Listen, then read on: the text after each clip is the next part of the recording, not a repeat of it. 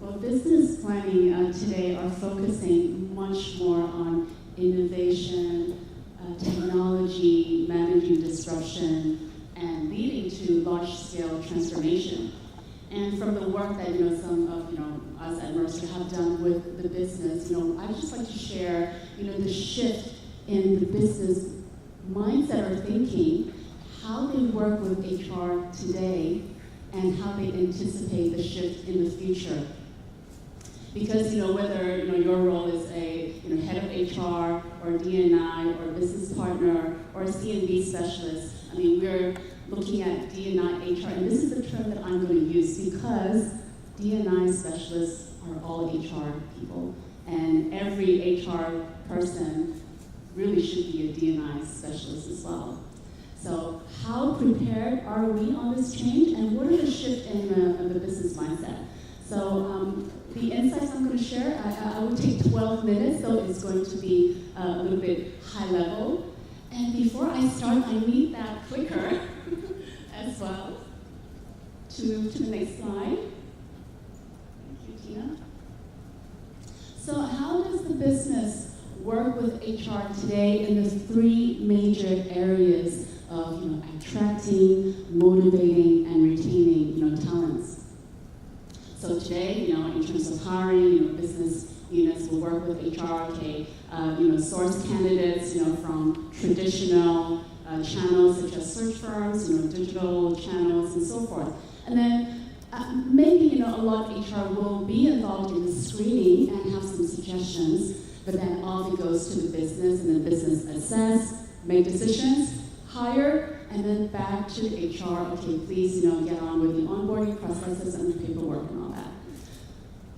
Now, what we see the shift in the business, how they would see HR, is to take a lead on more advisory role, meaning innovative sourcing is a given. All kinds of, any ways that you can think of to source great candidates will be a given, very fundamental. But the business will be looking at more of an inclusive partnership in decision making. So what does that mean? I mean, some of them may be including some of their business partners, such as marketing that they work with very, very closely, or strategic planning department that they work very, very closely, and needless to say, HR, to be involved in that decision making process, because business now, they understand that a hire is not just for that respective business unit. They now understand that a hire is for the organization. So there's a much more critical role for D&I HR to play in terms of pushing back, debating, asking questions, challenging blind spots. And when was the last time we point out, hey, there's an unconscious bias element when you make that decision. Let me point that out and let me explain that to you. And that is going to be needed a lot in the future. So in terms of motivation, business now look to HR. Hey, design a reward structure, salaries and long-term, short-term incentives and so forth, and performance, measurements. Leading to that. So, and then I can make a performance rating for that particular individual. But the shift that now we're seeing is they would expect and hope, HR could play a driving role in terms of performance management or driving, facilitating evaluation committees, which is happening right now today, to include more business partners. And like we just said, in the hiring process, before or today, just the business, and then performance rating, just the business, and then go, okay, I rate this person business.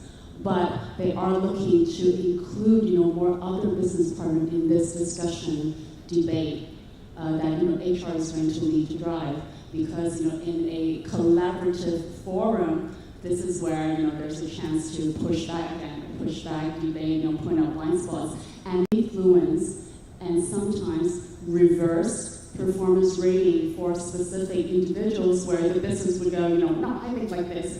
But they don't know all the other angles that the other business partners who work with the individuals and HR can give them. So it's a shift in from I decide to we decide. And then in terms of retention, bonus, money, and now the business look to hey, run the year-end process, and then I make all the bonus decisions because it comes from my P&L.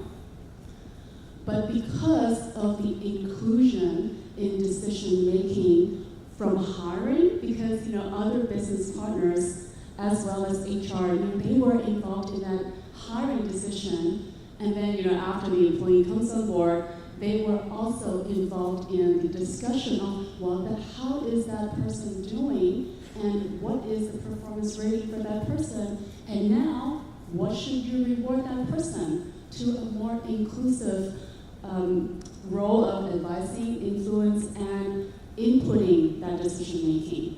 Because if we ask, some of us, HR today, when was the last time, we had any influence on a bonus decision, or when was the last time HR won a debate on no, that performance rating should be X, not this one, and the business will say, okay, you convinced me with all these information that you're providing me.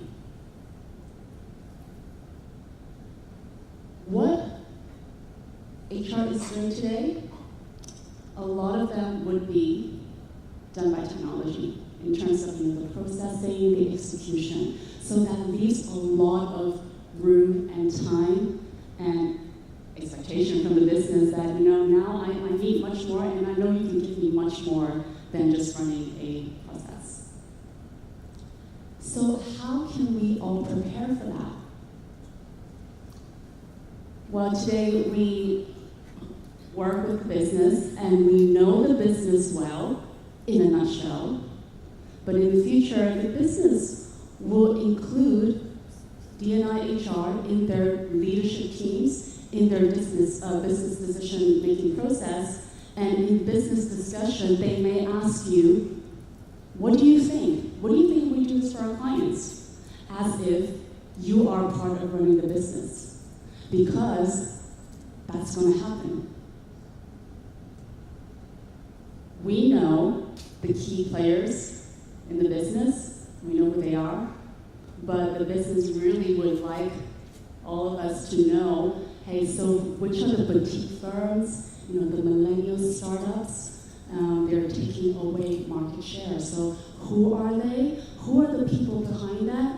What kind of people are they hiring, and how do they think? How do they approach customers? So business will ask, and which is a great thing, what is your view on that? Now, thanks to technology, a lot of people now work away from home. In the future, a lot of people will work away from their country. You may have a global business head, who may be based in Hong Kong, and they call you up and say, hey, this Brazil, people issue is keeping me up at night. Can I just have a chat with you, and can you let me know what you think? Because today we don't go, well, I don't know Brazil, in the future, we kind of need to know. Because, the geographical boundaries will be getting fuzzy and eventually disappear. Because in one of the conversations, someone mentioned, my father worked in one job in one country in his lifetime. I worked in 6 countries, 6 jobs in my lifetime. My son, I think, he's going to do 6 jobs in 6 different countries at the same time. We can imagine there could be 6 AI versions of my son talking to clients at the same time. And because of that, there's all types of uncertainty and risk, cyber risk, political, environmental, and some risks that we don't even know what they are today. And needless to say, changing regulations. Do we have to know every single country's changing regulations? No. But, well, the business will anticipate that you will know the major country in the major regions, what are the changing laws, what are the changes in regulations that is going to impact decision making. So there's a lot of work to do. There's a lot of learning for us because, if we're going to be, and all of you will be included in the leadership team in the business, there's also a lot of responsibilities of, challenging status quo. And before we can do that, we need to challenge ourselves.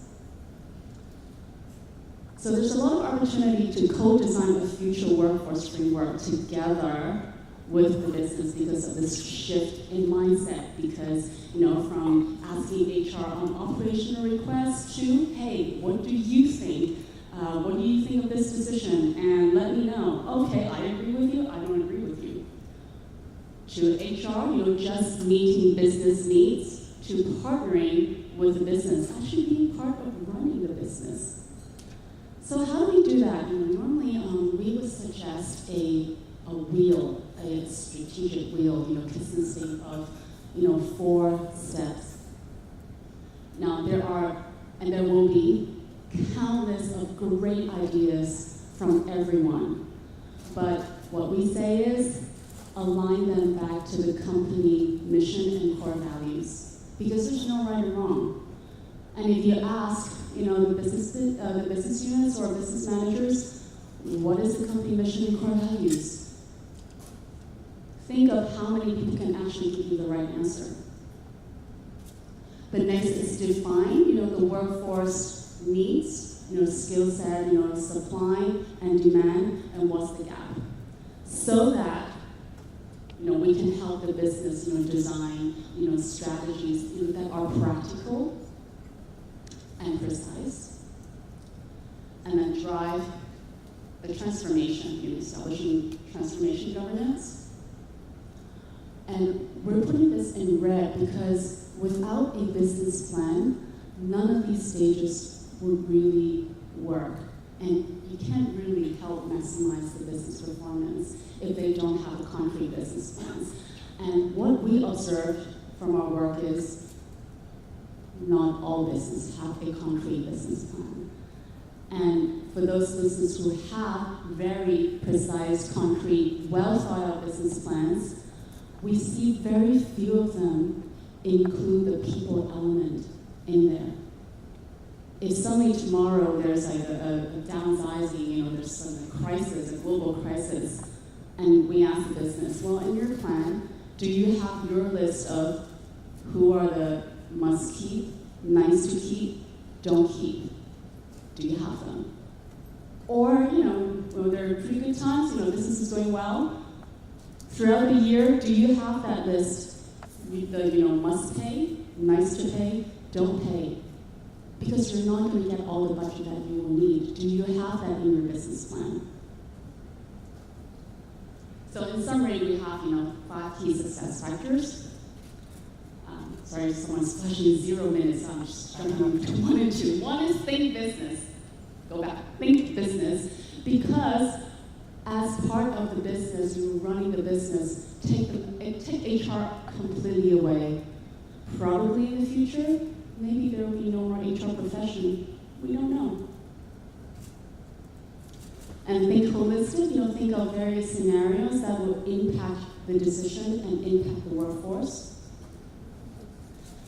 Think visionary because, some of the really amazing business leaders that we work with, they don't plan for today, next year, or even the next decade. They look at their products and services and they plan it for the next generation. So we need to help business calculate, assess, again, the supply and demand, filling the gap. And last but not least, implementation, because without a roadmap and communication plan, educating business, we see a lot of great decks and strategy, get all the stakeholders' approval and then implement it. But without any education, communication, and at all levels, the business managers, they go, okay, I look at the deck, but what do? Without that implementation, planning, and education, it's not going to work too well. So are we ready to take a more leading, influential role in the future for your organization? And the great news is, what is going to happen in the future really depends on what we do today. So it's all up to us. Thank you.